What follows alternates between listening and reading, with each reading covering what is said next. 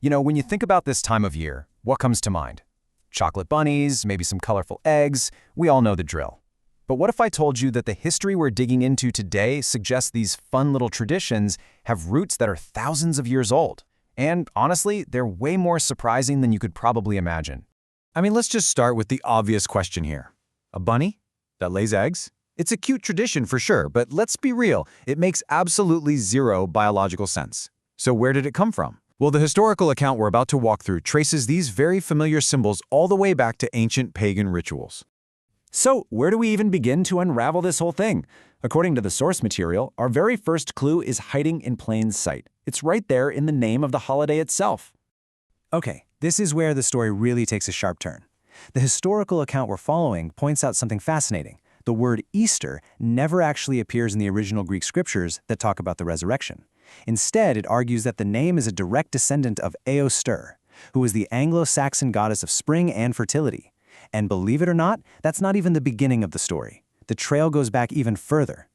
Yeah, to find the original figure who eventually became known as Ostri, we have to jump in a time machine and go way, way back.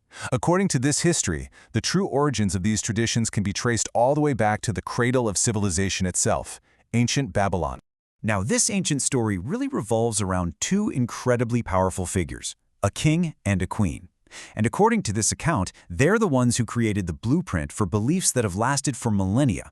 First up, you've got Nimrod. He's actually mentioned in the book of Genesis as this mighty ruler, the guy who built cities like Babel. Now, the source we're looking at describes these places as centers of what it calls evil and unimaginable worship. The story goes that after he died, he was deified. He was worshipped as the sun god. And his wife? That was Queen Semiramis. She was just as powerful, and after Nimrod died, she was the one who kept all these practices going. Eventually, she was deified as the moon goddess. And here's the key connection. The source identifies her as the original figure who would later be known by many different names, including, you guessed it, Eostre. So here's how this core myth was supposedly built. After Nimrod died, Semiramis had a son named Tammuz. Now, to hold on to her power, she made a pretty incredible claim. She said that Tammuz was supernaturally conceived and that he was, in fact, the reincarnation of Nimrod himself. And just like that, a powerful mother-son cult was born. Okay, so that raises a big question, right? How did a local myth from Babylon manage to spread across the entire ancient world? Well, the source points to a famous biblical event, the Tower of Babel. This slide does a great job of mapping out how a local story could go global. The source points right to the Genesis account of the Tower of Babel, where God confused everyone's languages and the people scattered. The theory here is that as all these different groups migrated, they didn't just take their families and their belongings, they took their core beliefs with them, including the worship of a mother goddess and her reincarnated son. And you can see the result right here, which is pretty wild. The main characters just got new names in new lands. The goddess Semiramis became Astarte to the Phoenicians and Ashtoreth to the Canaanites. Her son-husband, Nimrod or Tammuz, became known as Baal or Molech. So the names kept changing, but that foundational myth, it stayed the same. The source also highlights passages in the Old Testament that it interprets as God condemning these exact practices. This verse from Ezekiel, for instance, is cited as a direct reference to a pagan ritual where people were literally weeping for Tammuz, the reborn sun god. All right, so now let's connect all the dots. How does all this ancient history about goddesses and reborn gods lead directly to us having colored eggs and chocolate bunnies? First up, the egg. Okay, so according to Babylonian legend, a giant egg fell out of the sky, landed in the Euphrates River, and who hatched from it? Queen Semiramis. This, of course, made the egg her sacred symbol of fertility and new life. From there, the tradition of decorating eggs for spring festivals just spread to other cultures, like ancient Rome, Egypt, and even China. And the bunny? Well, for centuries, the rabbit has been this incredibly potent symbol of fertility, right? It was closely linked to spring and to the goddess Eostre.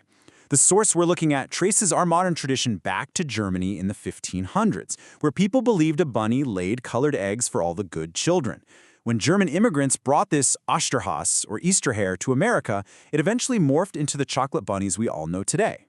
So all of this brings us to the central argument of the source material, the idea that over a long period of time, two very different concepts got tangled up together.